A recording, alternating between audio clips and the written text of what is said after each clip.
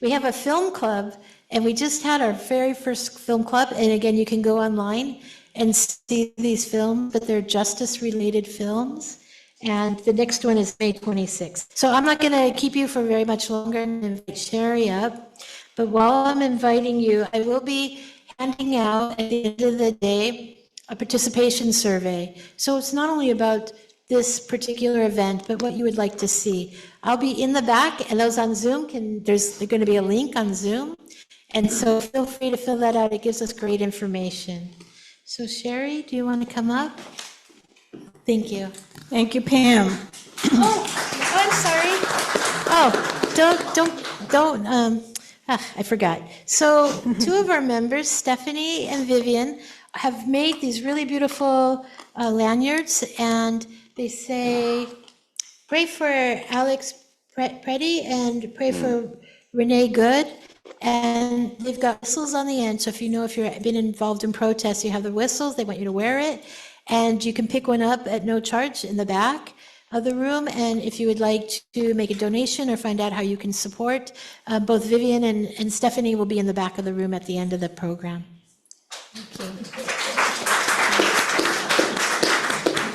Thank you, Stephanie and Vivian. That's a nice contribution today. Well, welcome everybody. We're here for our monthly Lunch and Learn. The Immaculate Heart Community started Lunch and Learns in Los Angeles about 3 years ago. And we have been growing that ever since. We decided to travel up the coast and be here, and we started in November. So we have monthly Lunch and Learns here also. And if you can't come in person, as Pam said, you can always catch us online. So just a little bit about our community. We celebrated 55 years last year as an inclusive lay community of women and men. We believe in God, and we believe in living out our faith through justice and social justice activities that are aligned with our 5 commissions. So we have a commission on justice for women, a commission on justice for the environment, justice for immigrants, refugees, and indigenous people, justice for people who are unhoused, and we have one that's called anti-racism as spiritual transformation.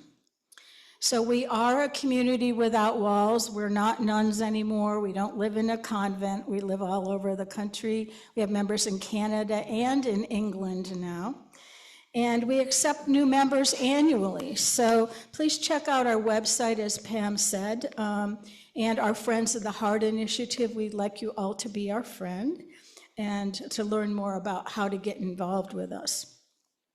Now, last year we also started a practice that we call Power Up, and you can pick up these bookmarks out on the table also.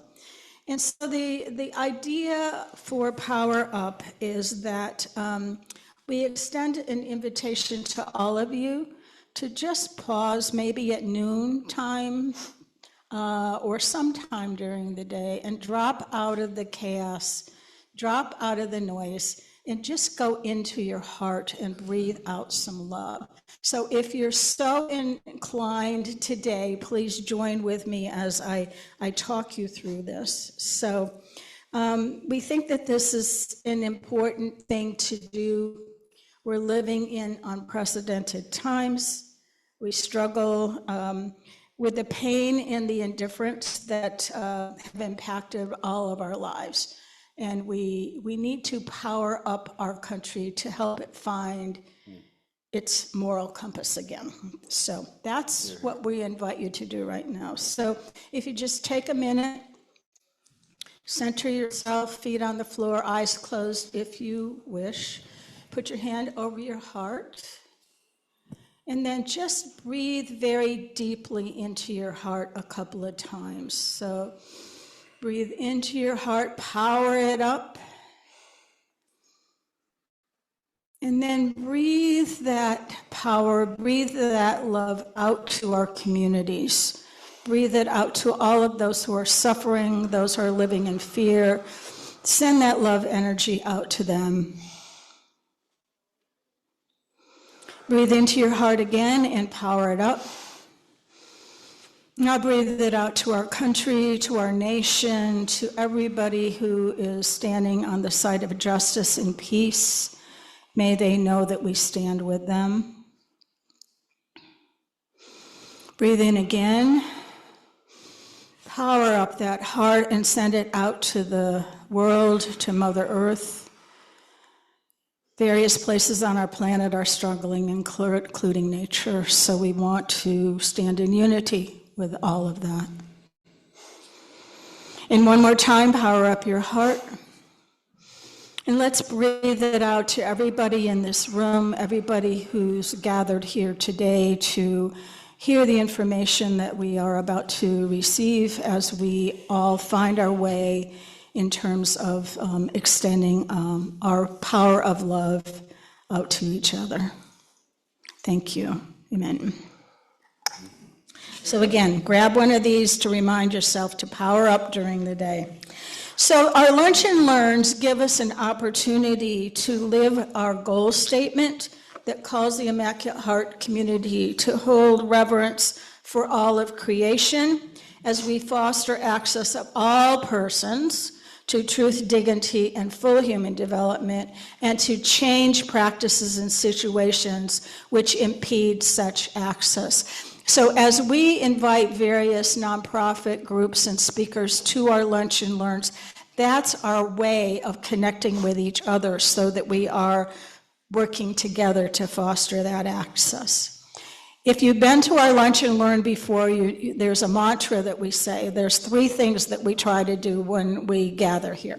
One is to educate ourselves. So we're going to be listening to our speakers from Cause today to educate ourselves about what their focus is. Next, we actually ask you to pray in your own faith tradition, whatever that may be, to bring about some changes that are needed. And finally, act. So today we are going to hear from Anna Arce, am I saying that right, Anna? And Chris Gabriel from Cause. So as you listen to them, please consider how you might get involved in some of the initiatives they're going to be talking about. So a little bit about Cause. Cause is a base-building organization committed to social, economic, and environmental justice for working class and immigrant communities in California's Central Coast. They build grassroots power through community organizing, leadership development, coalition building, civic engagement, policy research, and advocacy. Cause's vision is that together we can create a global community where we all contribute to and benefit from a sustainable economy that is just, prosperous, and environmentally healthy. Anna Arce is the Santa Barbara policy advocate for Cause and is working on rent stabilization campaigns and broader housing justice policy efforts with Cause by strengthening community coalitions, organizing tenants, supporting community education, and advocating for policies that protect housing stability and real solutions for Santa Barbara's housing affordable crisis. Chris Gabriel is the Associate Organizing Director for Cause in Ventura County. Chris is a native Angelino, raised in the San Fernando Valley. He has created cutting-edge strategies and developed multiracial leaders within BIPOC communities to find solutions to a myriad of systemic problems, including the threat of privatization and subsequent elimination of thousands of units of Section B and public housing in Venice, Mar Vista, San Pedro, and Pacoima. He has developed innovative campaign strategies that resulted in production of over $100 million of new affordable housing and the preservation of over $200 million of affordable housing. Chris was appointed by Cardinal Roger Mahoney to serve as a commissioner for the Archdiocese of Los Angeles of their peace, Los Angeles Archdiocese Office of Peace and Justice. Chris worked extensively with the Catholic Campaign for Human Development and served on several nonprofit boards, including Liberty Hill Foundation, Seed Fund Board, and their Fund for New Los Angeles. So please join me now in welcoming Anna and Chris to our February Lunch and Learn at La Casa de Maria. Welcome. Thank you, Sarah. Yeah, perfect, we're good. Excellent, guys. How you guys doing today? Wonderful. So we'll have some fun today. My name is Chris, and this is Anna, and we'll be giving a joint presentation. I'll start it off by just talking a little bit about our organization, why we believe it's important, and why we believe the way we do what we do is just as important as the what we do, the how, right? The way in which you get to the what and to the results are important. And then we'll have a great little analysis of a victory, right? Because we're talking about change. Well, can you get to the world as it should be if you don't have some victories? Kind of hard to do, right? You put the plan into action and you need to get some results. The folks in the community demand it. In fact, they're the ones leading the efforts. And so we got some great results, great victories that we can share with you today. And then I'll come back on the mic, pull back a little bit, talk about what we've done region-wide, and then connect some of our work with some of your community's work, and how there are not just those intersections, but how cause itself is grounded in the social teachings that you guys believe in and live every day. Does that sound okay? Then we'll have some Q&A, and I might even have some cues for you guys if you're paying attention. So let's have some fun. Sound good? So what is community organizing? We'll just start off with that. The simplest way to put it for us, because it is fundamental to who cause is. Community organizing is about involving the people who are directly impacted by the problem in being the spearhead for the solution. So the folks directly impacted every day by the issue, by the problem, are the ones that need to be prepared, ready, understand the power analysis, power dynamics, the social and political infrastructures that confront them on a daily basis, which is why Sherry talked about leadership development. They need to understand how things get done, and they are the ones that then become the forefront. They don't call me and I don't run the meeting. They run the meeting. An organizer helps lead from behind, but the people directly impacted by those issues need to be the ones out in front, figuring out the solutions. So it's pretty simple, right? You become experts in the problem if you're in these vulnerable communities. You get hammered by the problems. You become experts in them. But community organizing then turns that and says, now you're going to become experts in the solution. And that's where cause really makes its mark, is figuring that way out. Another great way to put it, that an old organizing is an old Lutheran pastor that stepped down from being a priest because he wanted to be a community organizer, felt it was helping the community a little better. His name was Shel Trapp over in Minnesota. And he said, community organizing brings dignity to wounds. Isn't that beautiful? Mm-hmm. Community organizing brings dignity to wounds by transforming personal trauma into collective action. Now, if you were in a faith community, I would stop right there. But since you are, I'll repeat it again and add a little more. Community organizing brings dignity to wounds by transforming personal trauma into collective action that cleanses the soul and activates and unlocks the power that resides in all human beings. And it is exactly that notion of bringing dignity of wounds through community organizing that moves an individual from victim to an agent of change. And that's at the end of the day what we're really looking for. But then you start talking about putting a bunch of these agents of change together. And then you start putting about, okay, we're going to put folks together, but we need to have a strategy. An overarching long-term strategy with great tactics, almost military-like, if you would, although we are non-violent, but it's okay to be strategic. It's okay to have a target. it's okay to go after it and win.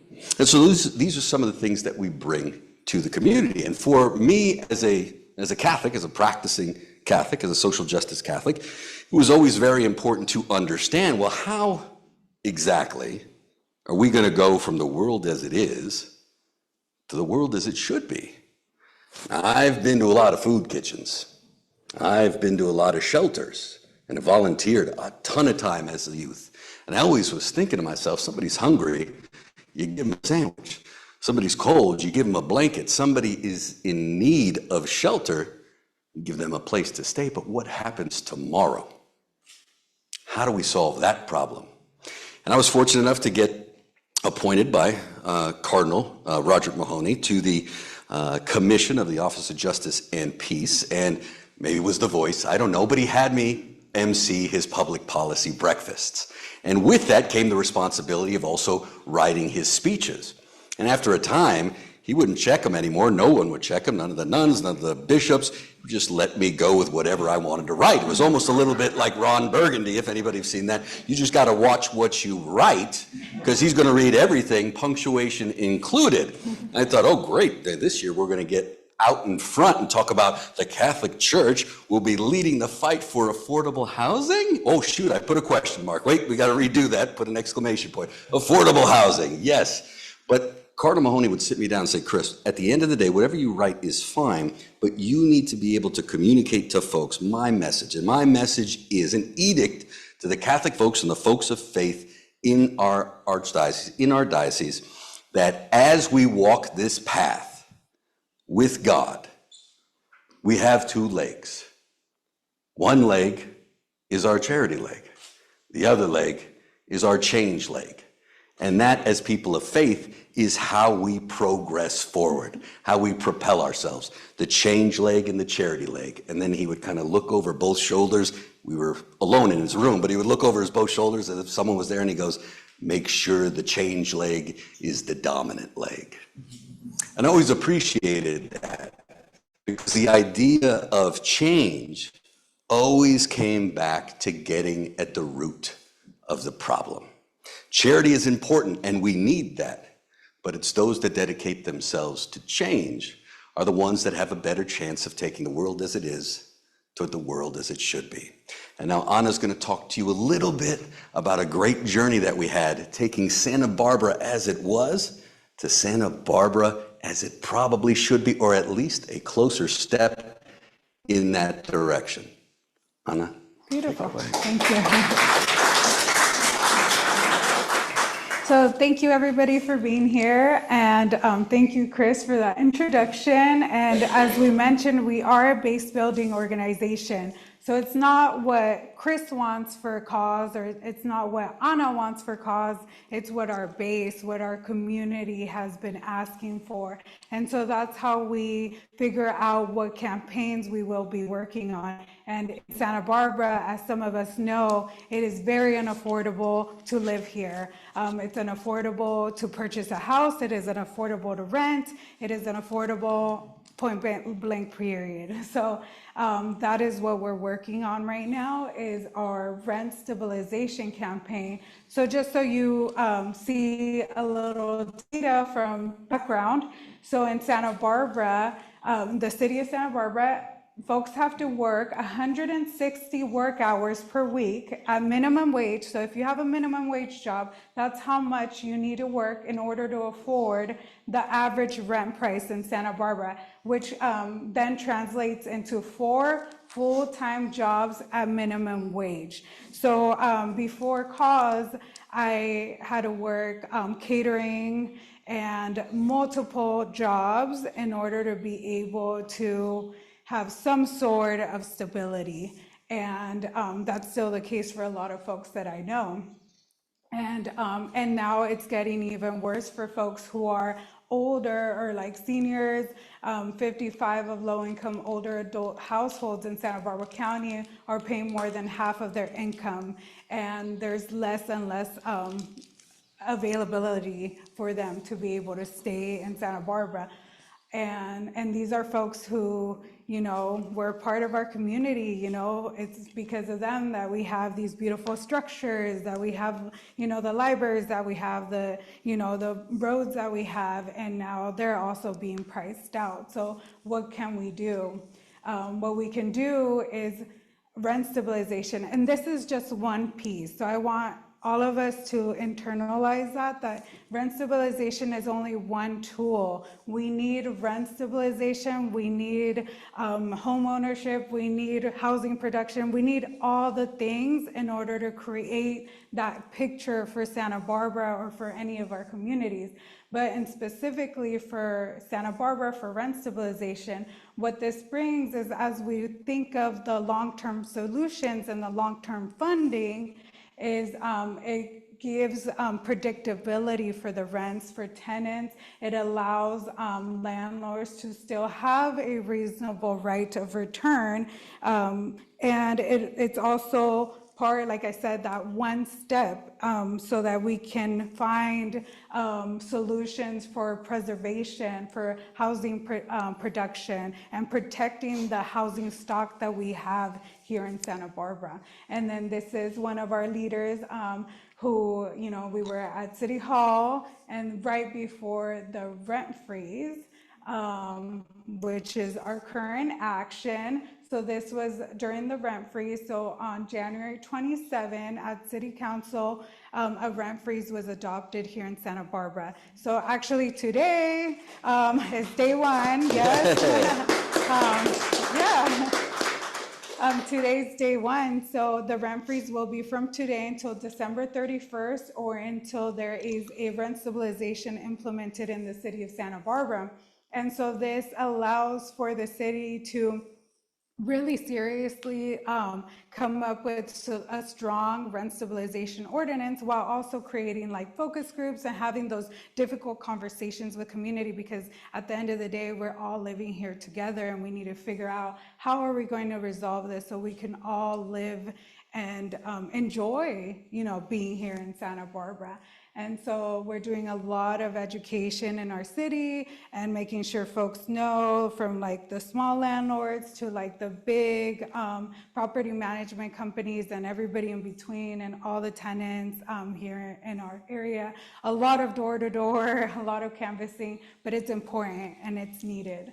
And so, because I didn't want you all just like to see a lot of pictures on a slide, here are some great images from our past work that we have done, not only through CAUSE, but also with the Santa Barbara Tenants Union, who we partner a lot with.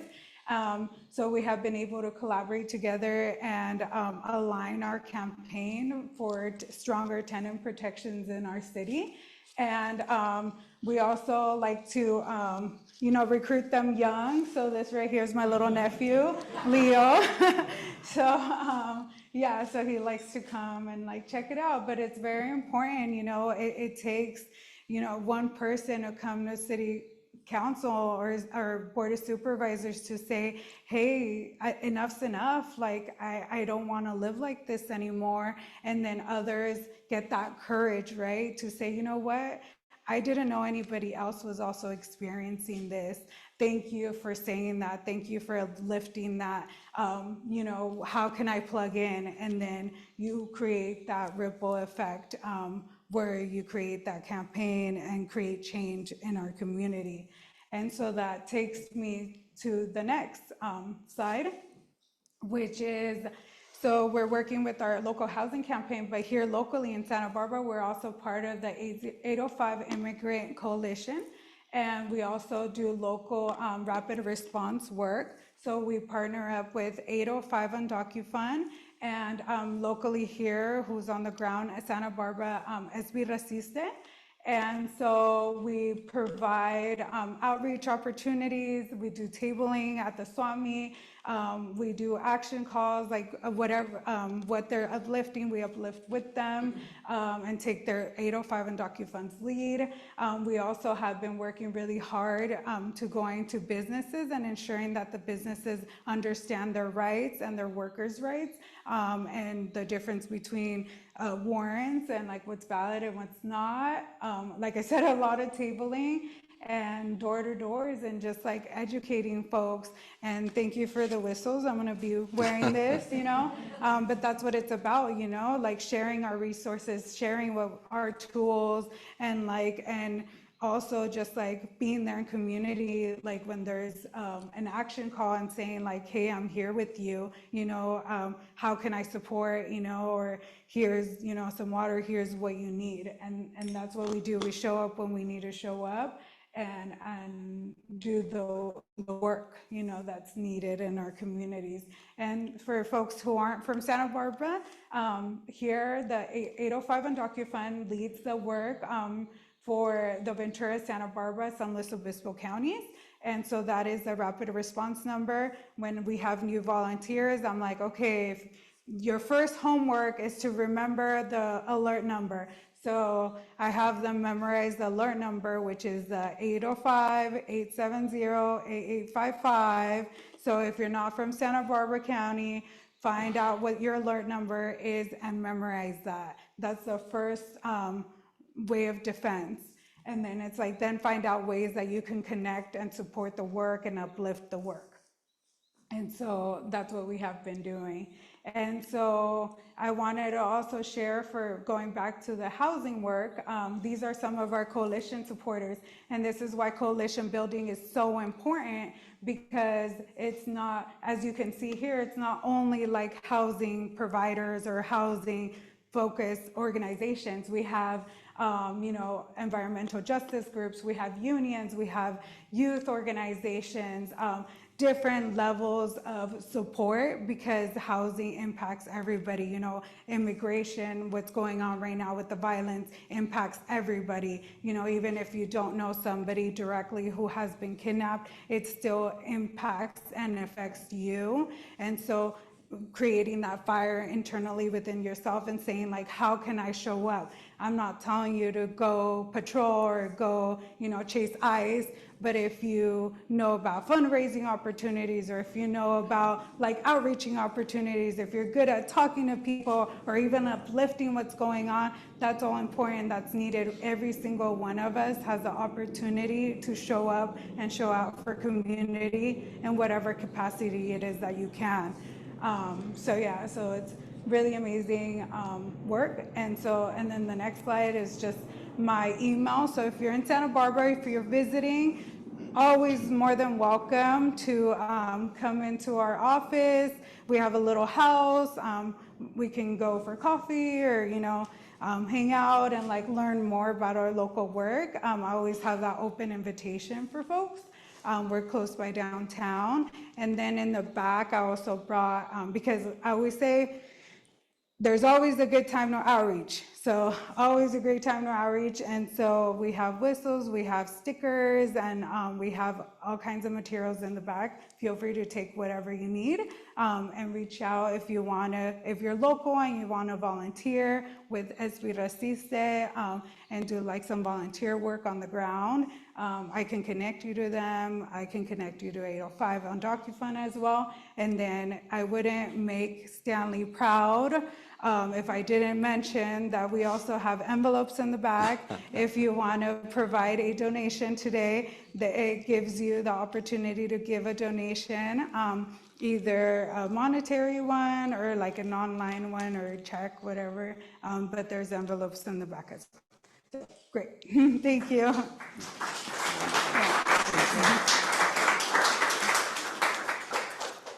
And so as you guys heard in Anna's wonderful presentation, it started with the people.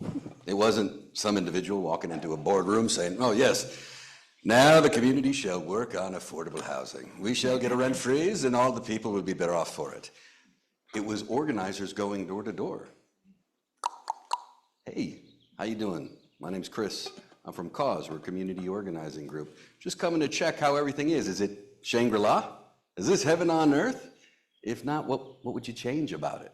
Literally giving folks the opportunity to talk, to express. Because our power, the power that actually got this done, doesn't come from having a whole ton of money. We all know organized money is a great way to have power. But our communities just don't have access to that. But we do have access to a whole ton of people. It's the idea of organizing those people together in a collective way under a unified strategy, developing leaders, evaluating talent, almost like a coach would, but not in a very distanced way, in a way that undergirds everything that we do through relationships. Our power, even though we talk about it in terms of people, is truly relationally built. Relationships are that concrete that stick our power together. Because what is a relationship? I mean, if you kind of like boil it down, you're figuring out what people care about, their self-interest, what makes them tick. And then you have your own shared stories that you figured out how to develop trust. So when you understand people's self-interest and you've been there enough and consistently enough and you've engaged them enough in a way that is not just intentional but meaningful, you start to develop a true, blue, honest relationship. Those relationships are what bind our community together. In fact, it is imperative that we have relationships, otherwise we don't get victories like that. It's very difficult, right, to mobilize. And there is a difference, and this is something when we talked about education in the beginning, it's important to kind of understand that there is a difference between organizing and mobilizing. These are two very good things, but they are different. Mobilizing, you get a bunch of people out in these little quick hit moments that you need. If you need 100 people, you mobilize to get 100 people out. They come, the event is over, they go. Organizing, right? In mobilizing, you don't necessarily need to have a relationship. It does help. You give a flyer, or you invite somebody to a meeting or to an action or to a protest or something significant. They're probably likely to come because you have a relationship with them. And then they're probably likely to come because they have a self-interest vested in whatever you're doing. So you've had to take the time to identify those two things, create the relationship, identify the self-interest, and then funnel folks into things that they care about, building community power. But these mobilizing moments, while important, they aren't community organizing. Community organizing is a slower burn. Community organizing is about, first and foremost, developing that relationship. Community organizing is about the organizer or the paid staff truly taking that step back and then allowing the folks in the community to learn, to educate them, and give them the tools to teach their neighbor, to go out and organize themselves. So there's that, as Cardinal Mahoney said, right? Change, charity. You got to have both. Make sure change is your dominant leg, or as I like to call it, your kicking leg, right? And so, charity, the handout. You do need to give that sometimes. That is a part of the equation of our better world. It's unfortunate, but it is what it is, and we need to have a response. But organizing, change, is that hand up. It's transformational. And that transformation, which we are very aware of, omni-aware of every day that we set in, it has to move at the speed of the folks directly impacted by the issue. We have the world going on at its own speed. We have policies that are happening in cycles at local levels, at county levels, at state levels. We need to be mindful of that. But you also need to be mindful of where your community is at. If you foist them or throw them in to a process or a project or a movement too quick, you might lose them. So there's always that balance when you're talking about strategy of figuring out where is our community at. So we talk about our community. Anna talked about Santa Barbara. At Cause, we started in 2001. A gentleman that was doing a master's project at UCLA said, well, you got to go out and work on an issue with people in the community. He went to his hometown in Santa Paula, talked to some farm workers and started to work on issues that they cared about, which were pesticides they were getting inundated with, choked with, poisoned by. How do we stop that but continue to work? How does my wife, who's a farm worker as well, have a healthy pregnancy with all these pesticides and these terrible labor practices? How do we figure that out? So what was initially going to be a policy piece became a human dignity piece. Had to figure out how to actually solve the problem, which takes time, which takes the ability to listen, which takes the ability to challenge the status quo. First, you got to understand the status quo, and then you have to be strategic in the steps that you make to go there and get things done. So we started in Ventura County, Oxnard, Santa Paula, Ventura, 3 cities in which we still work today, and then countywide. But when I say these cities are where we have chapters, where we have our base. Our base, whenever you hear an organizer or somebody in the nonprofit world talk about your base, that is your power source. That is your power center. It's like your bank account almost. That's where all the capital resides. And our capital is relational capital in that community with people. We have developed trust with that, trust us enough to help them lead campaigns, push them on the way so that they can be that tip of the spear moving forward towards progress. So we have a huge base in Oxnard, a base in Ventura, and a base in Santa Paula. Our base in Oxnard was door knocking, and they figured, well, we'll talk about some environmental justice issues. There's, unfortunately, as we all know, the most vulnerable communities tend to get beleaguered by some of the most poisonous corporations or entities. It is unfortunate, but that is just the way that it is. And so how do we take the world as it is and make it a little bit more to the world as it should be? But the funny thing is, even though we have great environmental justice projects in Oxnard, as we went to door knock on that, folks were saying, hey, just real quick, there's a housing issue going on. We are getting tossed out on our ears. The rent's being raised through the roof. We can't afford it. So these were farm workers. These are folks directly impacted by environmental justice issues, but they wanted to work on housing. So it took us a step back. We said, well, okay, what would a good organizer ask? Do you have 10, 15, 20 people who feel the same way you do? Can you get them out to a meeting? You can? Great. We'll meet next Tuesday. We'll meet at the office. We'll meet at your house. We'll meet over here at the church. Oftentimes use churches, great areas for folks to meet. Bring out those people power, and let's talk about the issues that they have. So droves of people came out, and we started hearing all these individual stories about how landlords, unfortunately, were taking advantage of them to milk and bilk every last bit of change that they had from their pockets. So then what do? You go to the landlord and say, hey, this isn't right. Can you lower the rent? The landlord says, no, I'm fine.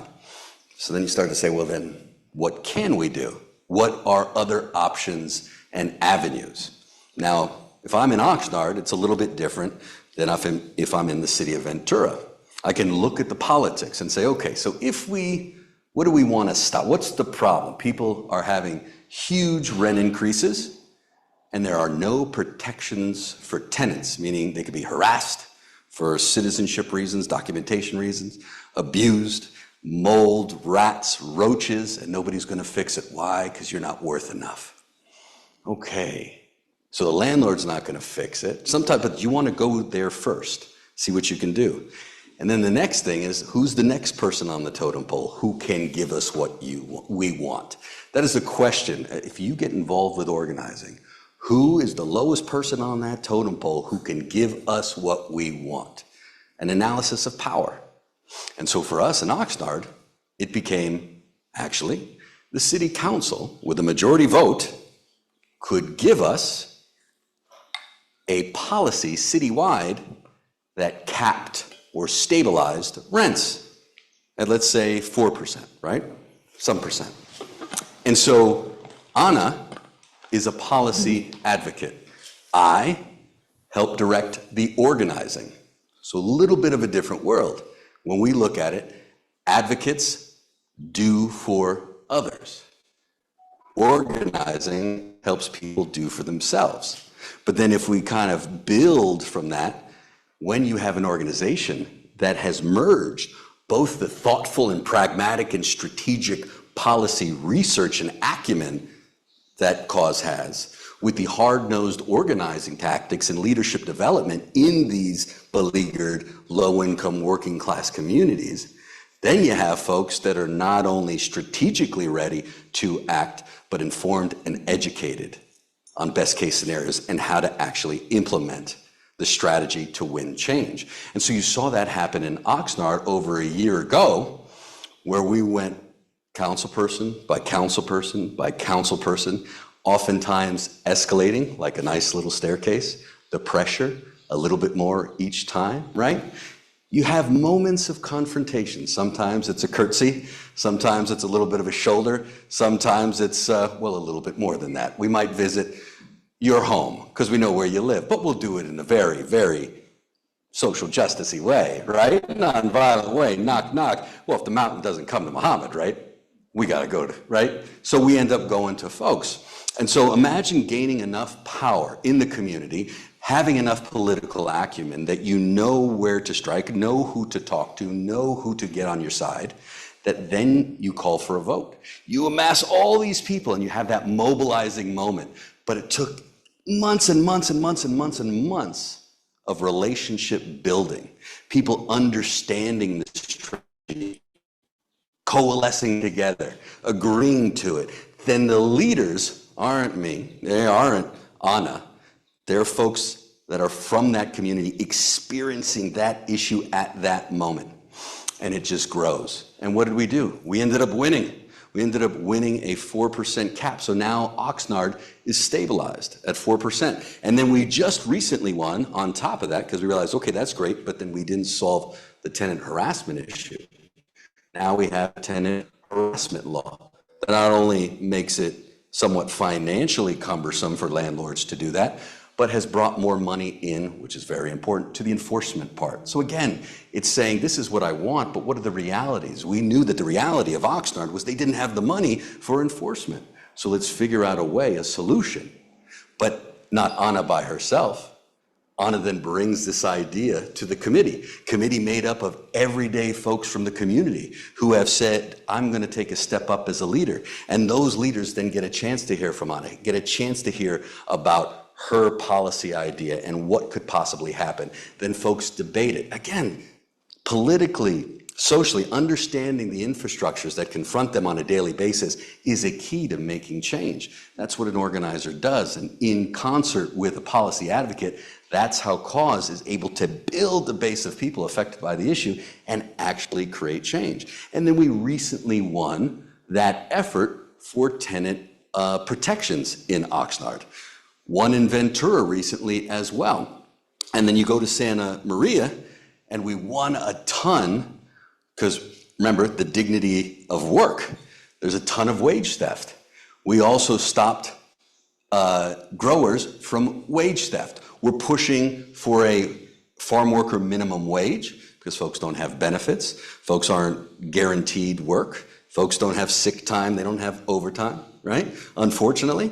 So we're trying to, again, work with folks, figure it out, have them lead the way and understand the process. Consistently building leaders so that you start as a small leader and you develop over time into a community powerhouse. And then you give that back to your neighbor and it continues to build and build. So we've done that in Santa Maria.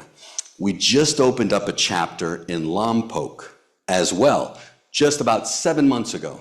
So we're beginning organizing there. And how do you start a chapter? You literally knock on the door and say, hey, we've done this in 5 other cities, in Santa Barbara and Ventura County. We're thinking about doing it here. What do you feel that there's a need? And then once we get a few people that are saying, yeah, I think there's a need, it's like, hey, what do you think? Can we go door to door together? And you never go door knocking alone. Then you teach somebody how to door knock. You teach somebody how to connect. You teach somebody how to activate that individual. So these are all things that we've done. Santa Maria, Lompoc, City of Santa Barbara, Ventura, Oxnard, and tonight in Santa Paula, we've organized hundreds and hundreds of families at mobile home parks throughout Santa Paula. And if many folks might not know, a lot of investors are looking at mobile home parks as a great way to make money, because a lot of laws that apply for apartments don't apply to them. So there's this little space. There's this little space that you could take advantage of if there was a person willing enough to do it.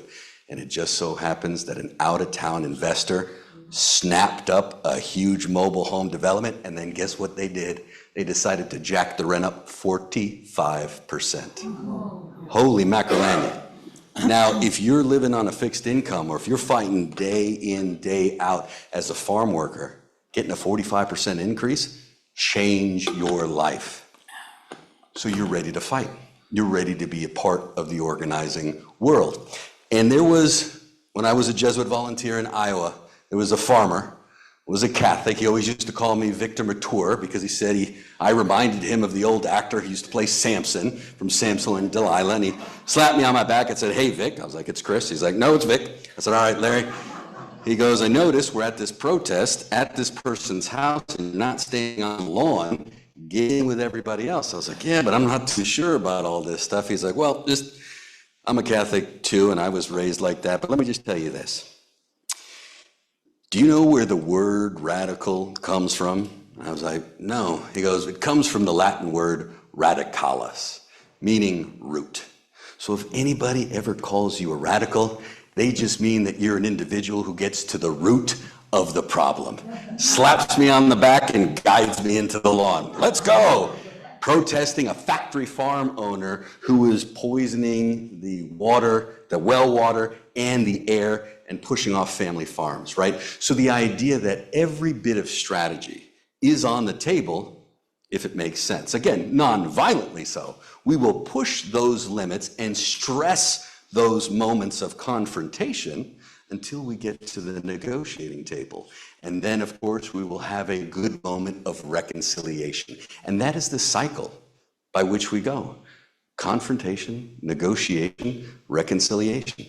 And then again, and again, and again, to build and build and build. So Cause went from a small little organization in 2001 to a $5 million organization today with almost 50 employees and thousands of leaders organized and ready to fight and win on issues that not only matter to them, but matter to a whole bunch of people in the Central Coast. And we've won and developed leaders along the way, and those victories have come straight from the minds and the hearts and the souls of the people directly impacted by those issues.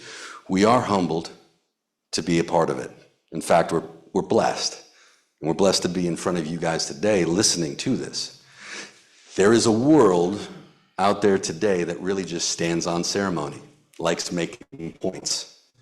Our organizing, strategically bringing people into collective action to challenge power in a productive way and a progressive way makes a difference.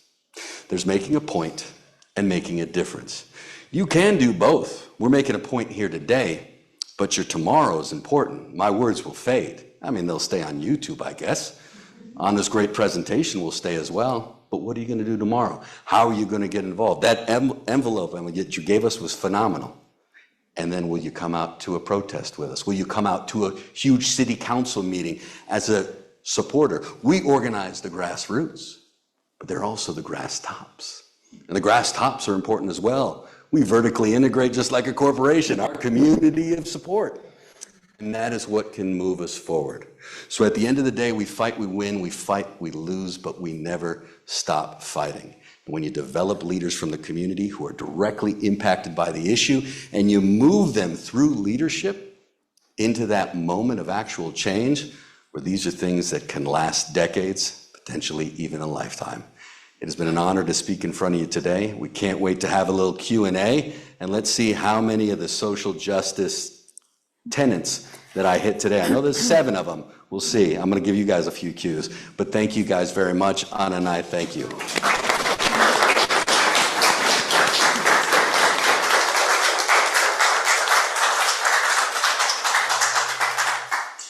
So what are the cues that we have for the questions? Yes, what is your name? Ann. Hi, Ann. I'm part of the commission for the unfold in the Immaculate Heart Community. I want you to study some of the We'll have to speak into a mic real quick. So sorry about that. Can I repeat your question? Thank you very much, Cheryl. I'm part of the Commission on the Unhomed in the Immaculate Heart Community, and we study these issues, homelessness, how does it come about in various cities. And I would like you to talk a little bit about the enforcement piece, because cities that seem to have a decent, humane enforcement piece, including New York City, where they have courts for landlord-tenant disputes and prevention of eviction.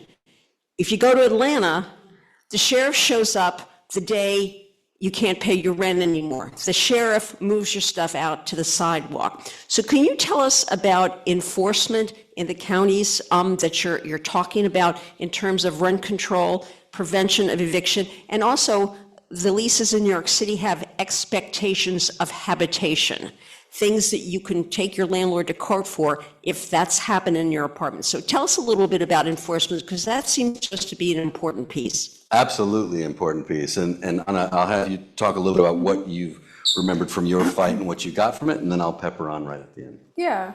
But great question.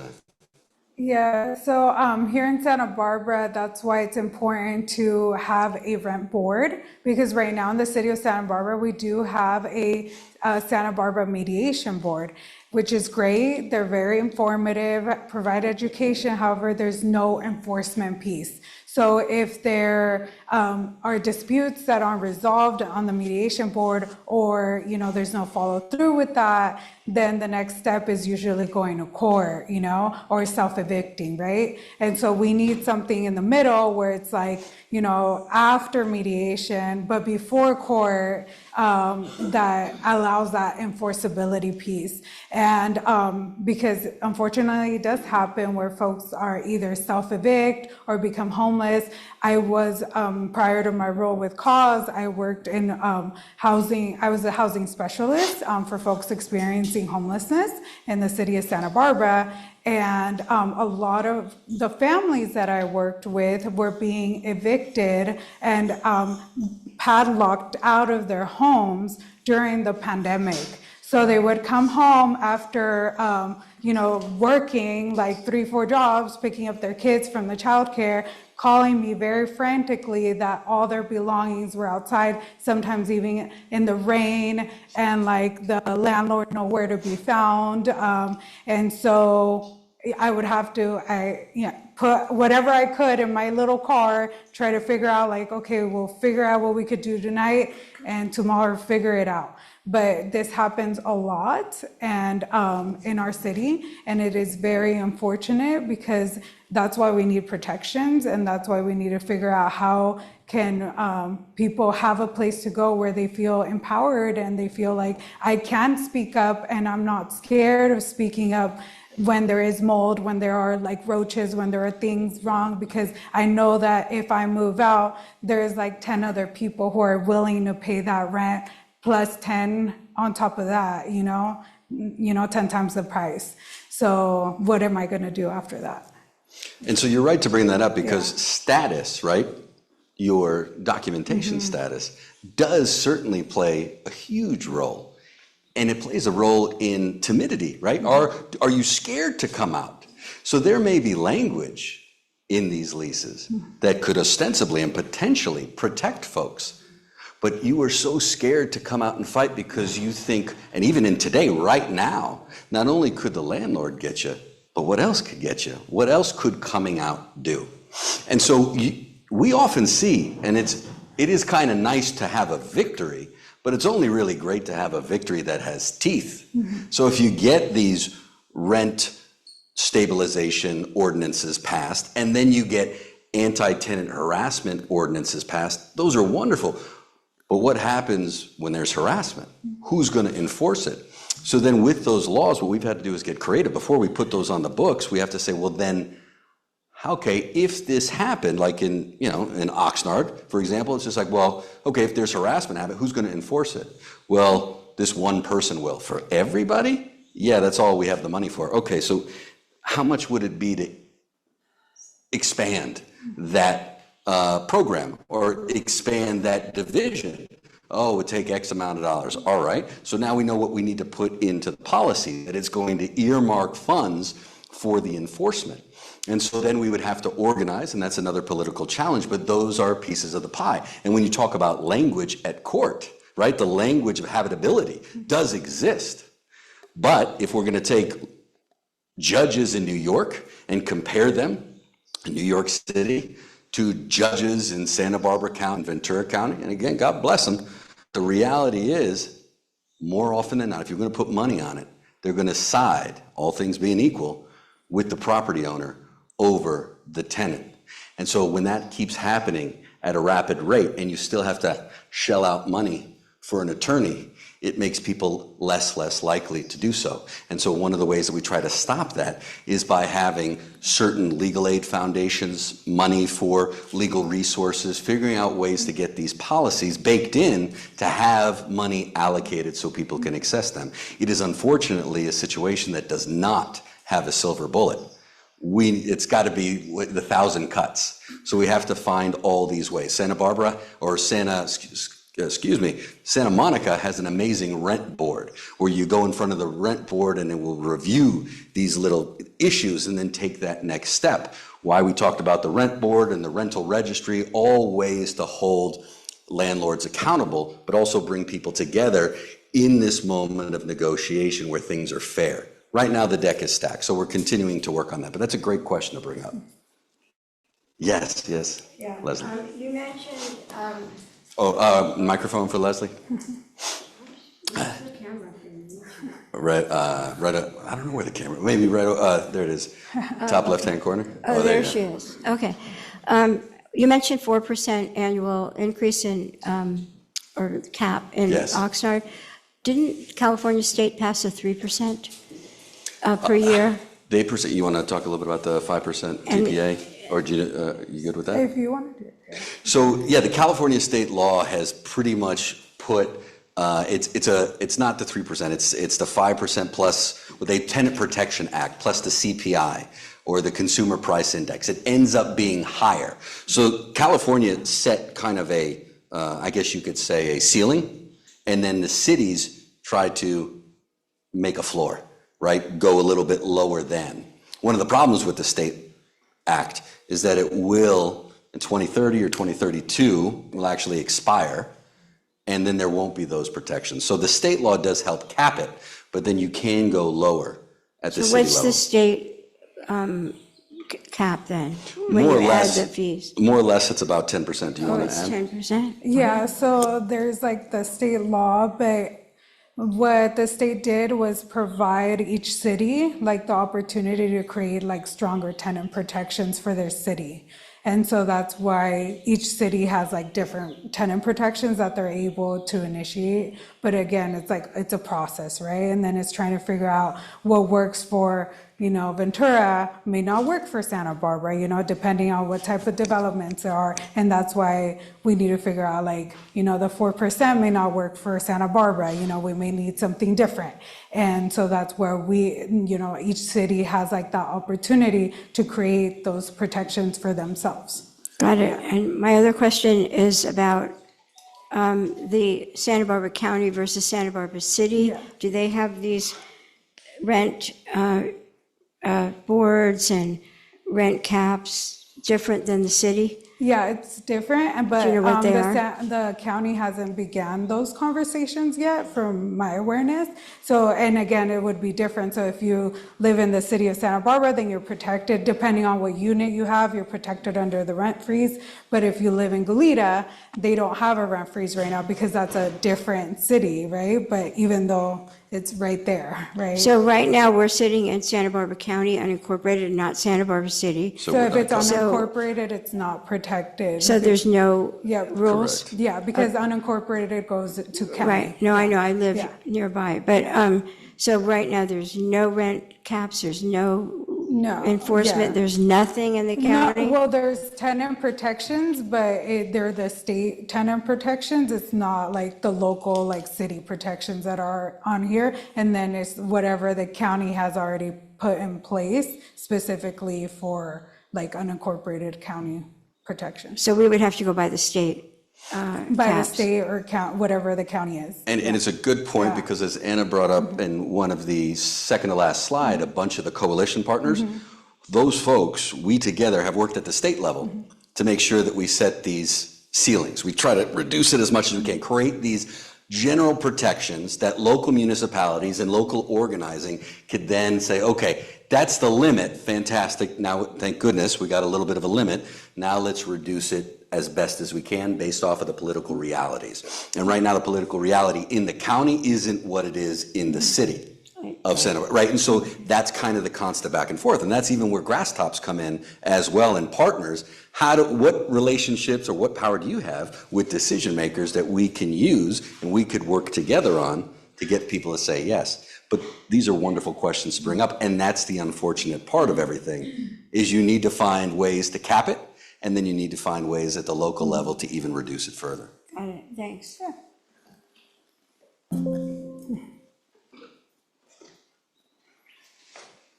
Any other cues? What did you guys hear about subsidiarity? I know there's some folks that love subsidiarity, right? Local control, it's the Catholic pedagogy, right? We got solidarity, which is just more than mere compassion, but it's the acknowledgement that together we have a responsibility for the common good. That's solidarity, and we're all here today listening. But subsidiarity, what did you hear about local control? Subsidiarity. It's that old Catholic thing where it basically just says, yeah, the Vatican can say whatever the Vatican wants to say, but at the end of the day, it's the people locally that should be the ones taking the step forward to make a decision on how laws should play out in their own cities, in their own local neighborhoods. And so, pardon me for giving you guys a pop quiz on your Catholic knowledge, but I was just, the idea of local control. Did you guys hear that? Were you impressed by it? Was there anything that struck you interesting about the way that Anna and I talked about engaging the community and getting them to be the leaders in the work? Anything that you'd like to comment or question? Yes, Leslie. You mentioned charity and change. Yes. As the two steps. Say it one more time. You mentioned charity and change as two steps, one right after the other. Can you talk more about change? Absolutely. Talk more about change. And let me ask this question. An organizer provokes a question with a question. When somebody says change to you, what does it invoke? What's your feeling? So we all come from different perspectives. And I think we're probably all here to find unifying ideas. And so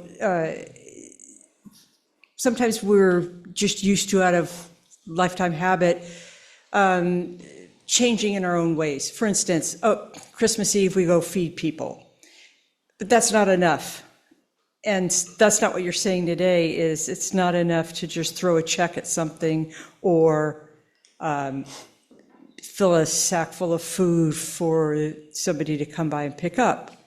So that's part of change, but that isn't the kind of change I think this community is looking for anymore. And specifically, you did mention a number of things, but I just wanted to hear you talk a little bit more about people who don't tend to be community organizers, but would like to do something more significant than just fill a Trader Joe's bag. And I appreciate that. What was it, Tolstoy that says, you can't change the world unless you change yourself, right? And he said something like that, right? Tolstoy's always good for a quote. But it's exactly right. Now, filling a sack of food is important because there is a need, right? Being able to give a check is important because there is a need. But if your self-interest, if your connection to the world goes beyond that charitable moment into how do we get a better world, a more equitable world, a more just world where all people can thrive, then you begin to say, well, maybe that's not enough. Mm-hmm. What's the next step? How do we get to the root of the problem? Sometimes change, and would you have a comment on that before I? Yeah, so prior to my role here at Cause, I did a lot of direct services, right? And so a lot of the cases that I was working with, either with youth or families, it was just like one fire after another, after another, after another, and it like would take me years to try to house somebody. And then, a year later, I would see them out and I'm like, what are you doing here? And so it was very difficult to see, and just trying to figure out okay, how can we create these long-term policies or long-term more actions, because we're putting all this funding or all this work on just putting a Band-Aid. I want to close the wound forever, not just put the Band-Aid on top. And so that's what policy comes in. That's where tenant protections, working together and trying to find those long-term solutions, where we're not burning ourselves out, because let's say Leslie is here in her car every day, dropping off food every single day just by herself.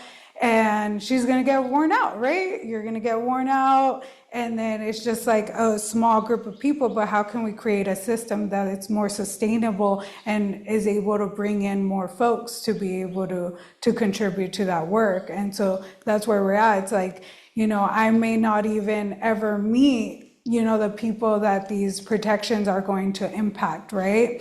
And that also brings hope into my heart, because it's okay, even after I'm gone, there's going to be these protections, or there's going to be stronger protections even after, right? Or there's going to be stronger policies even after my time here. And that's how we create that long-term change. But it's knowing that there's a need, right? By, providing that food, by checking in on our neighbors and seeing what that need is. And then we figure out from, solving that and figure out how we can create that long-term change. And the National Committee for Responsive Philanthropy, about a decade ago, right, came down to Los Angeles County, and they said, okay, we're going to analyze over a 2-year period 15 social service groups and 15 community organizing groups.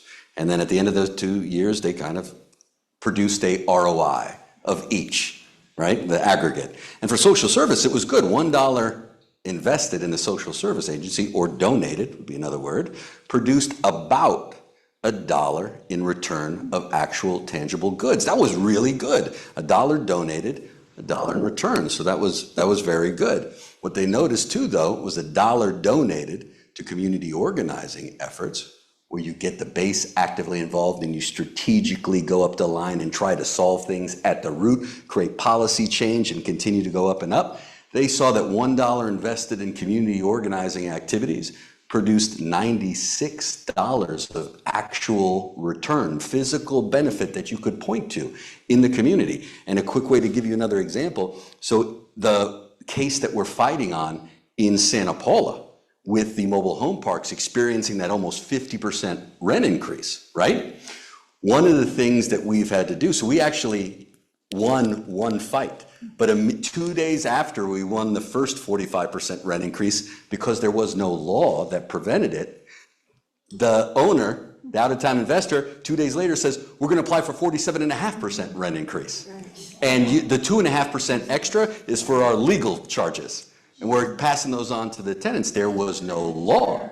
That was a tariff. Exactly, right? It's going to work, I promise you. It's going to be amazing. It's going to be great.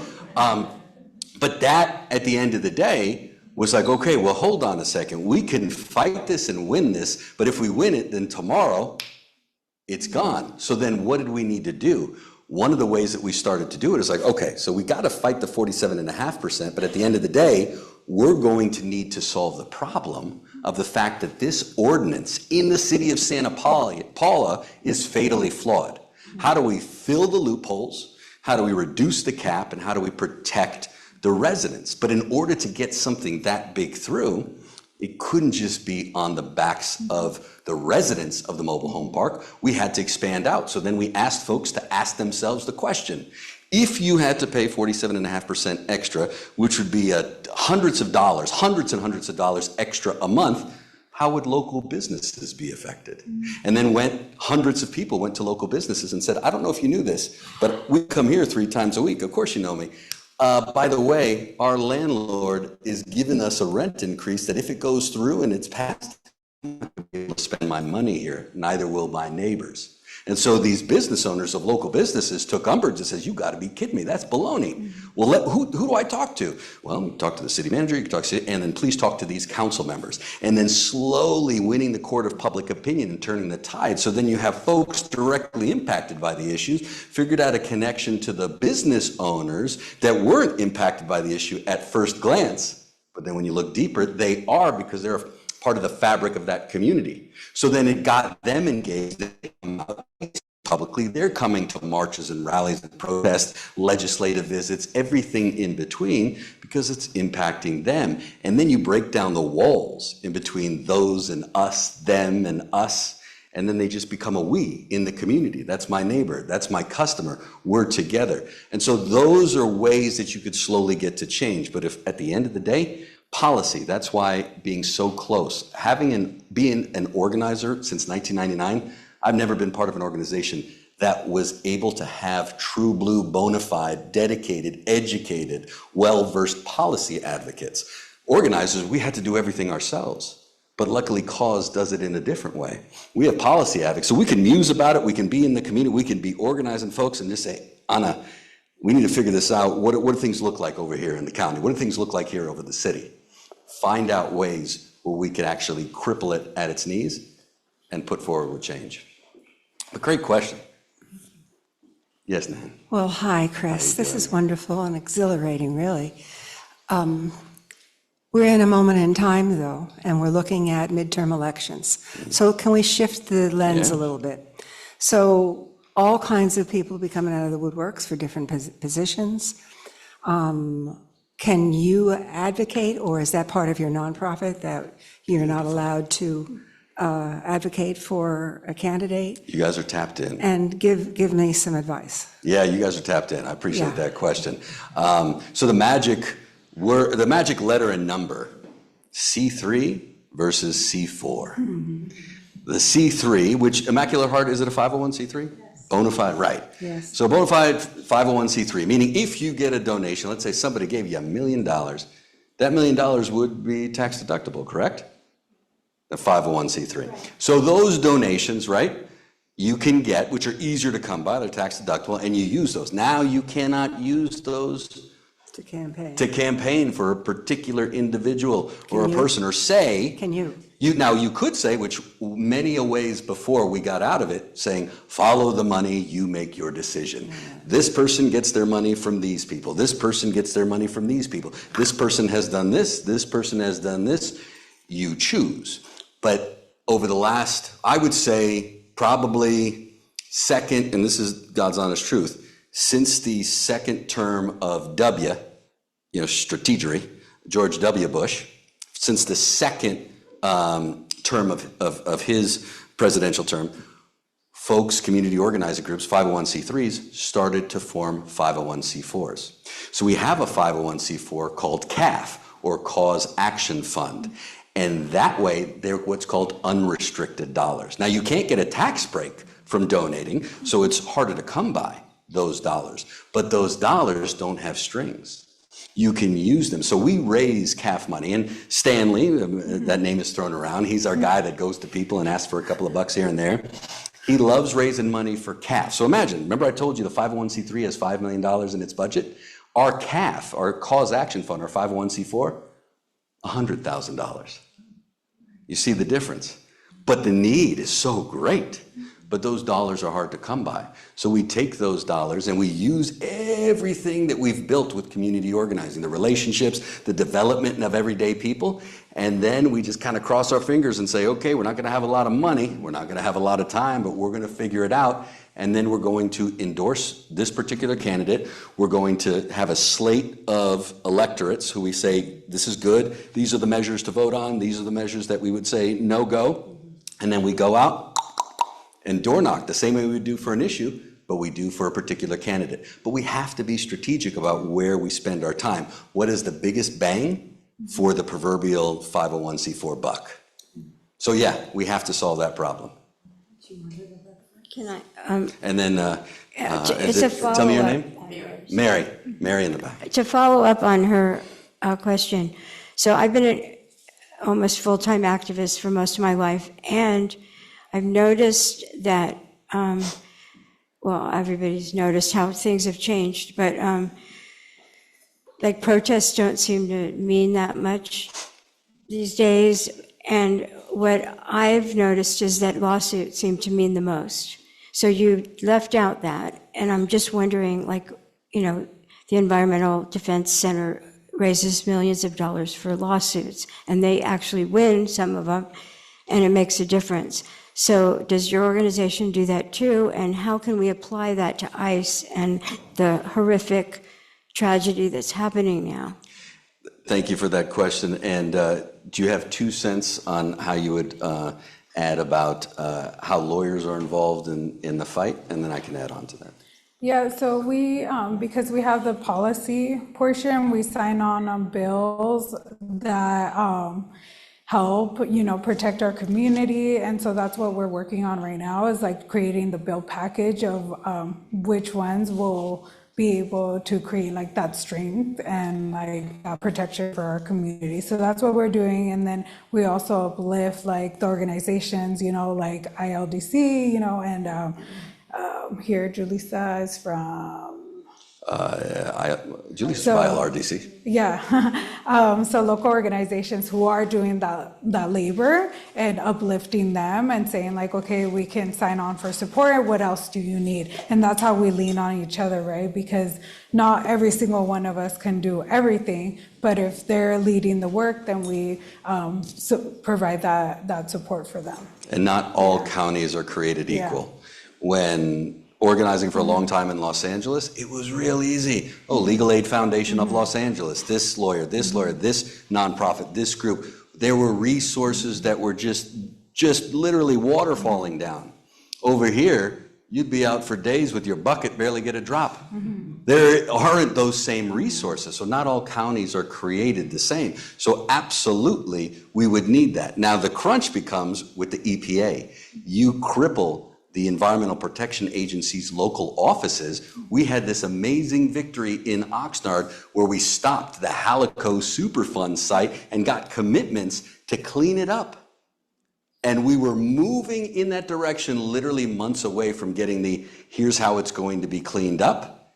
And then the election happened, and then the offices were closed, and then that victory that folks spent about a decade fighting on, youth and adults together fighting for a better and healthier community, got stymied. Now it's not over. We got to figure out other ways. There are ways around it, but it just means that pathway to victory is much harder and much more arduous. But good to look at that. We need better lawyers, and we need more nonprofits that provide those services. And yes, Mary. Yeah, I want to go back and thank you for all this. It's very, heartening. Go back to the subsidiarity piece, which is the people who are being affected. So I would like to know, what is the most helpful way for me, who lives in Montecito, and you're probably not going to come knocking on my door. So what are some good ways that I can be in solidarity and part of this subsidiarity piece? Marvelous. Yeah, so when I have new volunteers, after training, people come and they're like, I'm ready. Like, how can I plug in? And so I like to start off, well, what are your skills, or what is it that you find passion in? Some folks really like knitting, and like they knit like little hats for our patrollers who are out there like since 5 a.m, some folks are, crafty, like we have somebody who like makes 3D like whistles, like what are your skills that you feel like you want to contribute to, if you have like a background in like grant writing, or if you have a background in policy work, or, if you have contacts, if you're like really great friends with like our, Roy Lee, or, Laura Capps, or whoever, it's like, hey, we're trying to uplift this bill. Can, we connect with you so we can connect with them? Do you have space, that we can host a, round table? It's like I said, when you leave here, it's like every single one of us has the opportunity. If it's money, then great. If it's other skills, great. Everybody is needed right now in this moment, whatever that is. But yeah, like we have folks who have made like newsletters, folks who like come in. We have like pre-game parties. So we create packets for the businesses.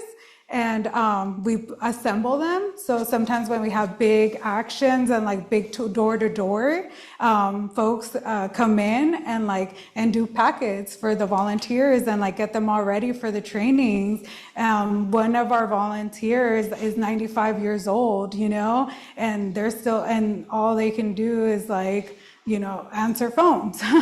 And that's great, and we appreciate it, and some volunteers who are operators, this is in regards to rapid response, they learned how to speak Spanish because they wanted so bad to support, and all they could do was like answer the phones, but that's so critical, work. And so that's why, feel free to connect with us. There's a lot to do. We have our 3 pillars are environmental justice, immigrant worker rights, and housing, and then part of our coalition work. So there's so many ways that you can like contribute to this work, and we welcome it. Like I said, come whatever time you like to the office, and we can figure it out. Step one, Yeah. we have you meet with Yeah. Angelisa, who's the community organizer in the city of Santa Barbara and the larger county area. Step 2, you'd meet one-on-one in the same week. Week 1, you'd meet with Angelisa and you'd meet with Ana one-on-one separately. Week 2, you'd come together and you'd meet with Ana and Angelisa, organizing team and policy team together. Whether you go out for coffee, you go get a meal, you come to the office, it doesn't matter. But it's a relational meet, steeped in relationality, but then it's also pragmatic. What can you do? What are we doing? And then the third week, you'd come and visit one of the committees. You get to meet folks. If the translation needed, we do it. I mean, everybody's a human being. You come there with an open heart, language does not matter. It's beautiful. But that's kind of those first 3 steps. And this is great because at this, to respond, Nan, to your point, we have to meet the moment. Right now, we are not ready to meet the moment. I'm not saying that we won't be, but we're not ready to meet the moment. And we don't have much time to scramble to meet the moment. And then there'll be another moment after that, but we don't want this opportunity to blow by us. So we're creating something called squads. Even though we're grassroots, we're creating squads that will be intentional about keeping grassroots folks, or grass tops folks, the folks that we normally don't go to, but who care enough, who see their self-interest connected with the other folks that are part of the organization as the same. We'll figure out strategic ways to get you involved. So we're just creating that called squad. So it's wonderful that you asked that question because we actually have an opportunity and a pathway for involvement. You're welcome. Well, I can't thank you enough. We've been educated quite fully today. Thank you for your information. Lots of ways to act. I hope you made some mental notes about what you're going to do next. We have opportunities for charity and we have opportunities for change.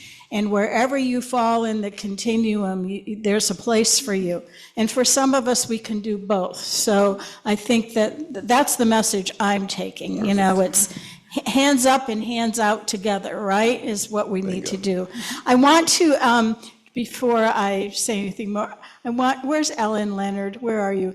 Ellen Leonard, thank you for bringing cause to us. I know you've been a champion of cause for a long time. Thank you.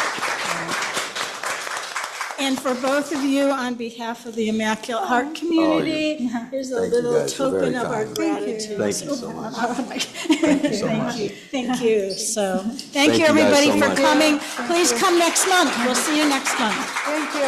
Guys.